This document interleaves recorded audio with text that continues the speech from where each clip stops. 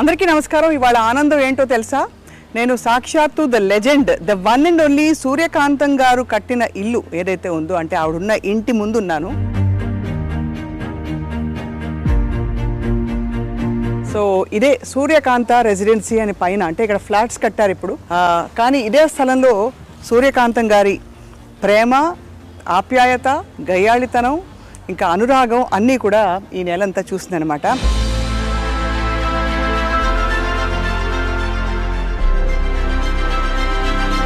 నిజానికి అటువంటి నటి నభూతో న భవిష్యత్. ఎందుకంటే 300 సినిమాలలో వేసిన పాత్రలన్నీ దాదాపు రెపిటేటివ్గా ఉన్నా కూడా ఎక్కడా బోర్ కొట్టించకుండా మెప్పించి, అలరించి, మైమరపించిన మహానటి నిజానికి సూర్యకాంతం గారే. సో వారి కుమారులతో మాట్లాడకపోతున్నాం మనం ఇవాళ. అనంత పద్మనాభమూర్తి గారు హోమియోపతి వైద్యులు. కానీ ఇంకొక విశేషం ఏంటంటే, సూర్యకాంతం గారికి గౌరవ డాక్టరేట్ ఇచ్చారు ఒక పాయింట్ తర్వాత. ఆ రోజుల్లో సినిమాకి వచ్చే ముందే, ఆ టైంలోనే మెట్రికులేషన్ వరకు చదువుకున్న తర్వాత she became doctor Suryakantham because of an honorary doctorate conferred upon her అనమాట. సో మరి సూర్యకాంతం గారి జీవిత విశేషాలు తెలుసుకుందావా? అయ్యో అయ్యో అయ్యో అనే ఆవిడ మరి జీవితంలో ఎంత హుందాగా, ఎంత ప్రేమగా ఉండేవారో తెలుసుకుందాం రండి.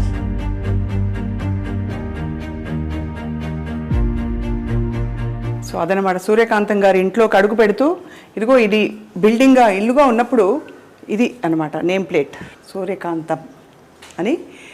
డాక్టర్ అనంత పద్మనాభమూర్తి గారు వారి కుమారులు హోమియో వైద్యులు, బాగా పరిచయం అన్నమాట, సుపరిచితులు. సో వారి ఇంట్లోకి అడుగు పెడుతున్నాం. రండి రండి రండి. నమస్కారం సార్. డాక్టర్ గారు, డాక్టర్ గారు ఇప్పుడు ప్రిస్క్రిప్షన్ రాయబోతున్నారా, అమ్మగారి విశేషాలు చెప్పబోతున్నారా తెలుసుకున్నారు. అక్కడ రాగానే ఒక విధమైన కళ, ఫైర్ బ్రాండ్ కనిపించింది ఇంట్లో. అయితే మన ముందు సూర్యకాంతం గారు బాబా గారి భక్తులు చాలా అని వినికిడు అనమాట. సో మరిన్ని విషయాలు తెలుసుకుందాం. వీరేమో సూర్యకాంతం గారి కోడలు గారు అనమాట. నమస్కారం అండి. ఇక్కడ హోమియో మందులో వైపు అండ్ ఇక్కడ ఇటువైపు అంతా అవార్డులు, ఇంకా నవ్వులు, ఆశీస్సులు, పెద్ద పెద్ద వాళ్ళ ఫోటోలు ఉన్నాయి అక్కడ. చక్కని చిరునవ్వు, ఎంత గంభీరమైన పాత్రలు వేసిన, గయ్యాళితనం చూపించిన ఆ చిరునవ్వులో మాత్రం ఏదో ఒక ఆకట్టుకునే అద్భుతం ఉంది కదా. సో చూడబోతున్నాం, తెలుసుకోబోతున్నాం బోర్డు అనే విశేషం. అందరికీ మరోసారి సాదర నమస్కారాలు. అక్కడి నుంచి సంబరాలు మొదలైపోయాయి. వీధి నుండి మనం the one and only doctor Suryakantham గారి ఇంట్లోకి ప్రవేశించాం. వారి అబ్బాయి ఎవరంటే డాక్టర్ అనంత పద్మనాభమూర్తి గారు, హోమియోపతి వైద్యులు. సూర్యకాంతం గారి గురించి అసలు చెప్పక్కర్లేదు. ఎన్ని చెప్పినా, ఎంత చెప్పినా మాటలు చాలవు. కానీ ఒక్కసారి ప్రయత్నిద్దాం. గయ్యాళితనం ఎంత గయ్యాళిగా ఉంటుందో నిరూపించడం ఆవిడకే సాధ్యమైంది. కోడల్ని రాచి రంపాన పెట్టాలన్నా, కొడుకుని చెప్పు చేతుల్లో ఉంచుకోవాలన్నా, అల్లుండి ఇంకా కూతుర్ని అందరినీ కూడా ఒక్కసారిగా ఒక్క గొంతుతో గర్జించి అదుపులో పెట్టుకోవాలన్నా వారికి మాత్రమే చెల్లింది. అలాగే 300 పాత్రల్లో నటించి, ఆ 300 పాత్రలు దాదాపు దగ్గరగా ఉన్నా కూడా ఎక్కడ బోర్ కొట్టించకుండా నటించడం వారికే సాధ్యమైంది. And last but not the least, వారి పేరు ఆ తర్వాత ఎవరికి పెట్టకపోవడం కూడా వారికే సాధ్యమైంది. సో ఆంధ్రుల అభిమాన నటి సూర్యకాంతం గారి జీవిత విశేషాలు తెలుసుకుందామా వారి కుమార్ నుండి. నమస్కారం అండి. సార్, మీరు వృత్తిపరంగా హోమియోపతి వైద్యులు. సో ఏమనాలో అర్థం కావట్లేదు. మీరేమో పూర్తిగా మెడిసిన్, ఇక్కడేమో సినిమా ఇండస్ట్రీ. కానీ మీ మొహంలో మాత్రం సినిమా కళ కనిపిస్తుంది. అంటే మీకు ఎక్కడో అభిరుచులు అవన్నీ ఉన్నాయని అర్థంతో పాటు తిరిగామండి బాగాను సినిమా షూటింగ్లకి, వాటికి. అందువల్ల అందరితో పరిచయాలు ఉన్నాయి. అందుకనే మొన్న మెడ్రాస్లో అంత ధైర్యంగా నేను చేయగలిగాను. పెద్ద పెద్ద వాళ్ళని పిలిచి, అమ్మ పేరు మీద వచ్చారంటే మీరు ఆలోచించండి. ఆవిడకు ఉండే పేరు, ఆవిడ వల్ల తిరిగిన. ఇప్పుడు రాజశ్రీ గారు వచ్చారు సినిమా వీళ్ళలో, తర్వాత జయచిత్ర గారు వచ్చారు, తర్వాత వచ్చి విశ్వనాథ రెడ్డి గారు వచ్చారు, నాగిరెడ్డి గారు అబ్బాయి ఆయన వచ్చాడు, ఆదిశేషయ్య గారు వచ్చారు. అట్లా చాలామందిని పిలిస్తే వెంటనే ఒప్పుకుని వచ్చారు. దానికి నిజంగా అమ్మే 90% అమ్మే. కానీ నిజంగా తెర మీద గయ్యాళి, కానీ ఆ గయ్యాళిని మనం ఏమీ అనలేము. అంత ప్రేమించబడే తత్వం వాళ్ళు అలా ఉట్టిపడేది. ఒకటమ్మా, మా అమ్మ గురించి సినిమా స్టార్టింగ్లో ప్రేక్షకులుగా మీరందరూ తిట్టేవారు, కానీ సినిమా ఎండింగ్లో మీరందరూ మెచ్చుకునేవారు. ఆ సినిమాకి అక్కడే మైనస్+ జరిగిపోతుంది. పైగా మీరు గయ్యాళి అని చాలాసార్లు అన్నారు. అది నాకు నచ్చదు. మా అమ్మ గయ్యాళి కాదు. అవునా? మీ లెక్కలో గయ్యాళి. అవునా? మా లెక్కలో అనురాగ దేవత. మమ్మల్ని చక్కగా చూసుకుంది. నా భార్యను సొంత కూతురులా చూసుకునేది. ఇంట్లో తనే వండేది. మాకు వంట మనిషి ఉంది. ఏదైనా వంట మనిషి చేయాలి. పైపే మెరుగులే, తను చేసినా పైపే మెరుగులే. లాస్ట్లో గరిటి పట్టడమే తప్పేటి చేయలేదు. మా అమ్మ కూర్చొని చేసేది, ఆవిడకి హాబీ అది.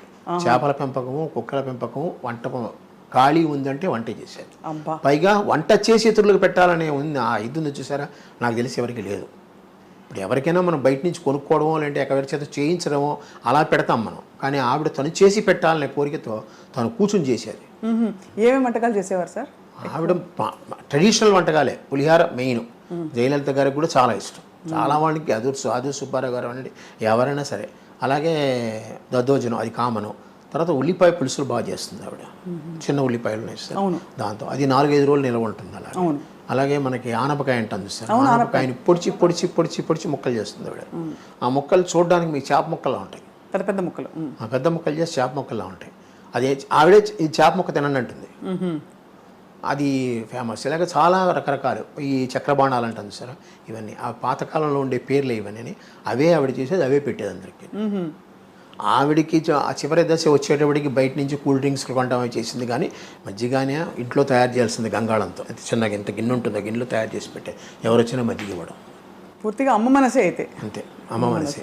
ఎవ్వరితో పెద్దగా అనవసరంగా కోపం తెచ్చుకోవడం ఏం లేదు, అందరినీ నాయన అని పిలుస్తుంది. పైగా ప్రతి వాళ్ళు ఆవిడ చిన్నతనం, నా చిన్నతనాన్ని నేను చూసాను, ఆవిడని అమ్మ, అందరూ అమ్మ అనే పిలుస్తారు. ఇంకోటి అక్క, లేకపోతే ఆ గుండమ్మ కథ వచ్చినప్పటి నుంచి గుండక్క గుండక్క గుండక్క ఫేమస్ అయిపోయింది.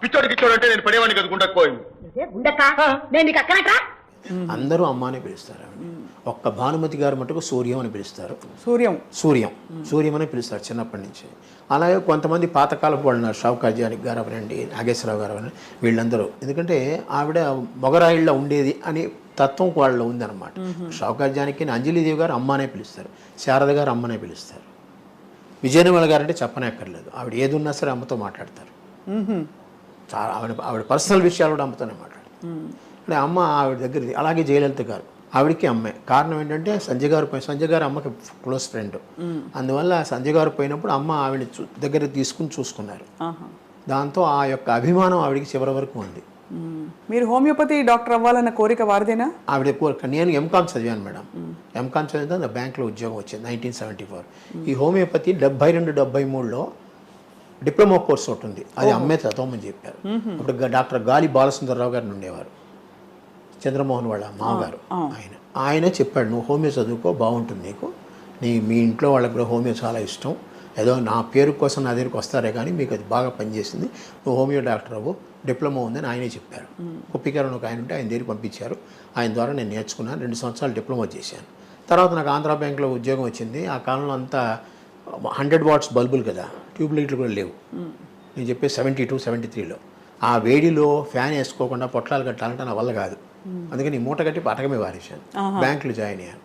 ఆఖరికి 2000లో నేను ట్రాన్స్ఫర్లు తట్టుకోలేక నేను రిజైన్ చేశాను జాబ్. అప్పటి నుంచి మళ్ళీ హోమియో నాకు జీవితం అమ్మ నేర్పింది. అమ్మ ఆనాడు అంత దూరదృష్టితో ఆవిడ నాకు అది నేర్పించబట్టి ఈరోజు నాకు పెన్షన్ చాలా తక్కువ వస్తుంది. నాకు వచ్చేది 32,000 అంత పెన్షన్. అయినా కూడా నాకు హోమియోపతి వల్ల కొంచెం ఆదాయం ఉంది. అది ఇది కలిపి చక్కగా అందరికన్నా ఈక్వల్ ఒక అప్పర్ మిడిల్ క్లాస్ పర్సనాలిటీగా నేను బతుకుతున్నాను. హాయిగా. అదే అమ్మ నటించిన పాత్రలు అన్నిట్లో అంటే మీరు చాలా షూటింగ్స్కి వెళ్ళేవారా? దాదాపు నేను ఖాళీగా ఉన్నప్పుడు అమ్మ షూటింగ్కి వెళ్తాను. ఇంకా నాకు వ్యాపకం లేదు. నాకు సాధ్యమంత వరకు మీరు ఏమనుకోనంటే ఆ పదం మంచిదో కాదో అని అమ్మ కూర్చుని. అవునా? అదే ఆవిడేం చెప్తే అదే, అలాగే అన్నీ. ఇప్పటికీ ఆవిడ పద్ధతులు పాటిస్తూనే ఉంటాను. పొద్దున్న 4 గంటలకు లేవడం, ఇద్దరం లేస్తాం. తను తొందరగా స్నానం చేస్తుంది, కొంచెం లేట్గా చేస్తాను అంతే. తను 5కే చేసేస్తుంది, నేను 6:30-7 గంటలకు చేస్తాను. అది ఆఫ్ లేట్. నా ఖాళీ అయిన పేపర్లు చదువుకుని లేస్తాను అనమాట. అట్లాగా ఆవిడ పద్ధతులు అన్నీ. భోజనం కూడా పొద్దున టిఫిన్ 8:30కి. అప్పుడు మేము సద్యాన్నం తినడమో, వేడన్నం పెట్టుకుని తినడమో, అన్నమే పొద్దున. టిఫిన్ లేవు ఆ కాలంలో, మాకు టిఫిన్ లేవు. మా ఇళ్లలో టిఫిన్లు ఉండవు. ఈ బజ్జీలు, పూరీలు ఇలాంటివి, ఇడ్లీలు ఏమీ ఉండవు. కావాలంటే బయట తినడం ఏమైనా. ఆవిడ అమ్మ పక్కకి బయట ఇష్టం లేదు, బయట తిండి ఏది పడదు. అందుకని అన్నీ ఆవిడే చేసుకుంటుంది, ఆవిడే తింటుంది, ఆవిడే పెడుతుంది.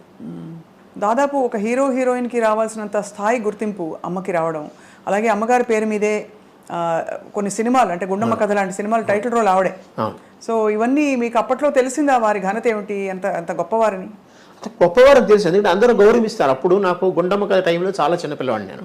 అందుకని అమ్మని అందరు గౌరవిస్తున్నారు, అందరి దగ్గర తీసుకున్న వాళ్ళంతా కుటుంబం. అప్పుడంతా టీం వర్క్ అంటారు సార్. ఆ టీం వర్క్ ఇప్పుడు ఉందో లేదో నాకు తెలియదు, కానీ అప్పుడు విపరీతంగా ఉంది. అందరూ వాళ్ళ ఇళ్ళలో ఏమైనా ఫంక్షన్లు దొరికితే అందరూ అక్కడ కలవాలి. అందుకనే ఆనాడు మనకి దివిసీమ ట్రబుల్ వచ్చినప్పుడు అంతమంది యాక్టర్లు కలిసి వెళ్ళారు. అవును అవును. మరి అంత టీం ఇప్పుడు దొరుకుతుందా? ఇప్పుడు అందరూ ఎవరికి వారు ఎవరి క్యారవాన్లో వాళ్ళకు ఉన్నాయి.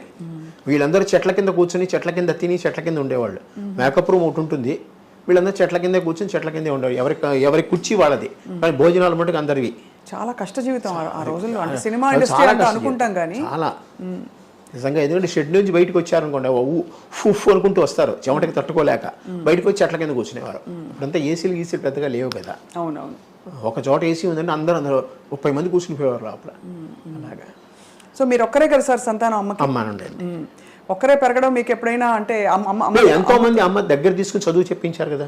అందరితో పరిచయాలు మాకున్నాయి. అందరితో ఎవరు కానీ చాలా అందరికీ కేసరి స్కూల్ మైలాపూర్ ఉంది చూసారా, అందులోనే మాకు సంబంధించిన వాళ్ళు అందరూ.